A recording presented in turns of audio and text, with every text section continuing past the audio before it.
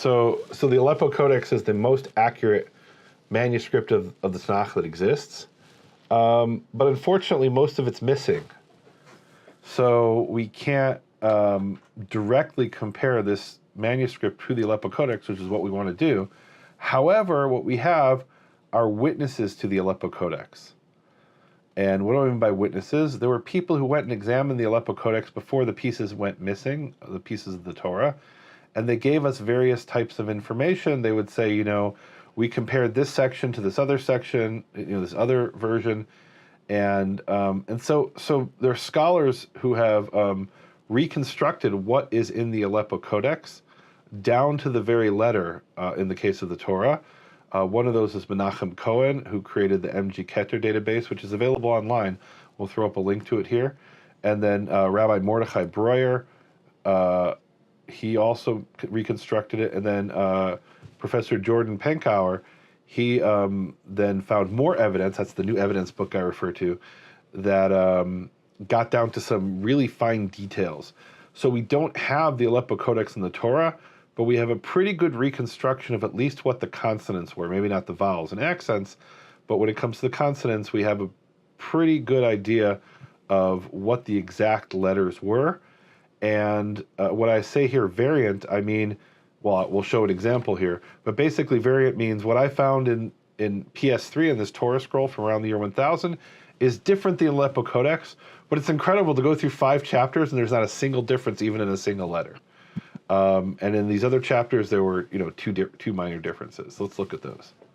And Nehemia, if I may ask a question real quick. So the reason behind wanting to compare what's in this Torah scroll with the Aleppo Codex, why specifically that? Is it just because the Aleppo Codex is the model codex? The Aleppo Codex is the model codex. That's number one. And number two is people knew it was the model codex. Maimonides mentions that people used to come from all over the Jewish world to compare their manuscripts against the Aleppo Codex. And what that really means is the later you get, the more uniform the text becomes. It was assumed the text was always 100% uniform. And here I could go into a whole tangent. I'll try to make it really short, this tangent. But there are these discussions in the writings of the early rabbis in what's called the Mishnah, where these rabbis would look at the spelling, and let me back up even another step. So you could spell a Hebrew word in several different ways. And I've given the example of the English word color. You can write it C-L-O-R, the correct way as we do it in America, or you could do it the incorrect way, the way they do it in Britain, C-O-L-O-U-R. And I say correct jokingly, right? Because it is correct in Britain to write it with the U, and in English it's not. And do you know why that is? I heard this explanation recently. I don't know if it's true, but I love it. The reason I heard is that in the U.S. they would charge you by the letter when you wrote an ad. And so they had a tendency to reduce the number of letters wherever they could in print. And then it caught on. I don't know if that's true, but I love that explanation. But then you have differences that can't be explained that way, like center, C-E-N-T-E-R in America. And in England, it's C-E-N-T-R-E. And then we have a town in the U.S. called Center, C-E-N-T-R-E, which is, I don't know what the story is behind that. But maybe it's an homage to the British, or maybe it predates when the U.S. spelling was established. I don't know. So you have these different ways of spelling things, and it doesn't change the meaning. You have that in Hebrew, but in a much wider scale. So in the U.S., it divides between the U.S. in English, it divides between the U.S. and England. But in Hebrew, it's within the same verse that could be spelled different ways. So it's not geographical. We don't actually even know the reason. We have some ideas, but we don't know for sure the reason why it would be spelled one way or another. And maybe it's no reason. Maybe it's just the whim of the scribe as he was writing. So the early copyists, and I use the word early loosely, because what do you mean by early copyists, right? At some point, the copyists of the Bible in Hebrew decided we have to copy every letter exactly as it's come down to us. And so the letters became fixed down to the details of whether it was a variation of spelling. We literally have examples where the same word is spelled twice, spelled 2 different ways in the same verse, and there are rules about it has to be spelled this way the first time and that way the second time. And then these rabbis come along and they start to read meaning into these spellings.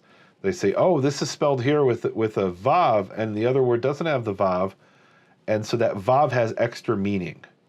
Okay, now I don't agree with the Vav having extra meaning, but it shows you that by the end of the 1st century of the Common Era, the spelling was fixed down to the letter. However, the final version of that spelling is considered the Aleppo Codex, right? In other words, there are sometimes cases where a rabbi says, oh, it's spelled this way with the Vav, and then we look in our versions and it doesn't have a Vav, right? And he's talking about a specific word in a specific verse. And he's reading a whole story into that Vav, which it doesn't change the meaning, but he's reading a meaning into it. And we look in our version, it doesn't have a Vav, and that's because there's no Vav there in the Aleppo Codex. Now, the older your Bible manuscript is, the more different it will be from the Aleppo Codex, as a rule. The exception to that is Ashkenaz. That is, well, you saw Ashkenaz isn't exactly Germany, right? It's Europe. It's not even all of France, right? Southern France is part of Sfarad for this purpose, right? But the area known as Ashkenaz had its own tradition, and there you could have a Torah scroll from the 15th century where there's hundreds of differences between that and the Aleppo Codex. But generally in the rest of the Jewish world, the Aleppo Codex was like this very powerful force that spread out. And as it spread out, it made the Bibles all across the Jewish world more and more uniform. And so if you find differences, that means you're probably dealing with a relatively old scroll. This happens to be an old scroll we know based on the type of writing, but it's still probably 75 years after the Aleppo Codex. And it shows you the influence of the Aleppo Codex in Egypt. Right? By this time, any differences that had existed, at least in the letters and other things, there were some differences. In the letters, those differences have almost been completely stamped out. So. Wow.